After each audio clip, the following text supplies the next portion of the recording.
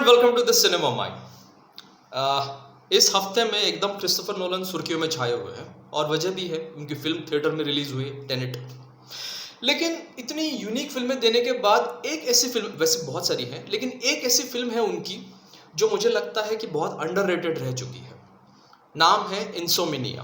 2002 में ये film release हुई थी, आई थी, बनी थी वार्नर ब्रदर्स के साथ। और ये एक साइकोलॉजिकल मिस्ट्री थ्रिलर फिल्म थी और एक्टर्स भी इसमें बहुत तगड़े दिग्गज एक्टर्स थे। अल पसिनो, Hillary swank, robin Williams.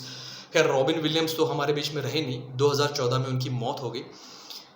Robin Williams मतलब ज़्यादातर इन्होंने फिल्में कॉमेडी फिल्में की है, फ्लबर, जुमांजी, या फिर वो स्टैंड अप कॉमेडी भी करते थे।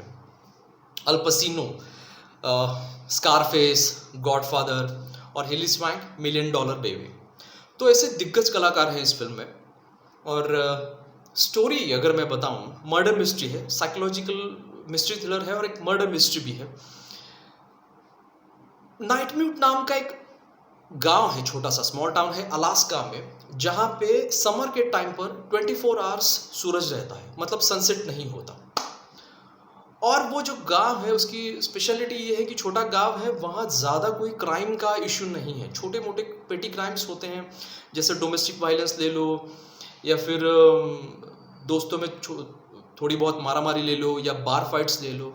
तो वहाँ के पुलिस वालों पर क्राइम को लेकर कोई ज़्यादा प्रेशर नहीं है। लेकिन एक दिन ऐसी घटना होती है अनएक्सपेक्टेड कि एक 17 साल की लड़की की मौत हो जाती है। कोई उसे पीट पीट कर बुरी तरह से मार देता है और कचरे के डब्बे में डालकर फेंक देता है उसको। और इतना भयानक किस्म का क्राइम हैंडल करने की नाइटम्यूट पुलिस को आदत नहीं है, तो वो लॉस एंजलिस LA से 2 डिटेक्टिव्स को बुलाते हैं केस सॉल्व करने के लिए। और इनमें से जो मेन हीरो है वो है अल पसिनो। विल डॉमर नाम का रोल उसने प्ले किया है, डिटेक्टिव विल डॉमर। और ये जो विल डॉमर है, ये एक बहुत शार्प माइंड वाला, इन्वेस्टिगेशन में ज़बरदस्त, ऑब्जर्वेशन स्किल्स इसके ज़बरदस्त है।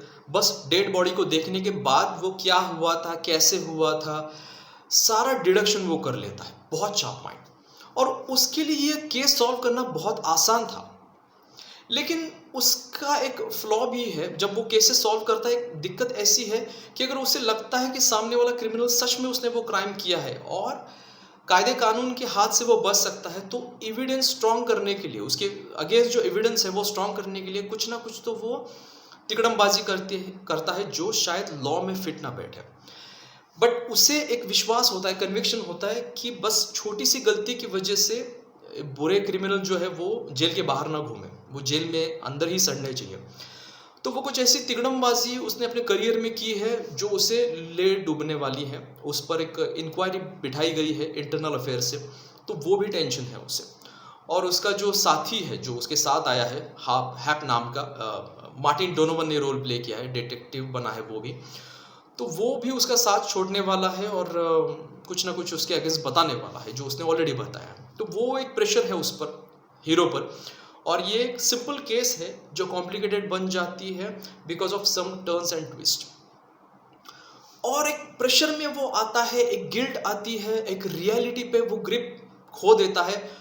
और एक वजह है कि मैंने जैसे आपको बताया कि उस शहर में सनसेट नहीं होता है, सिर्फ रियलिटी में है। 9-10 शहर तो है दुनिया में जहाँ पे समर के टाइम पे 24 आवर्स सूरज रहता है।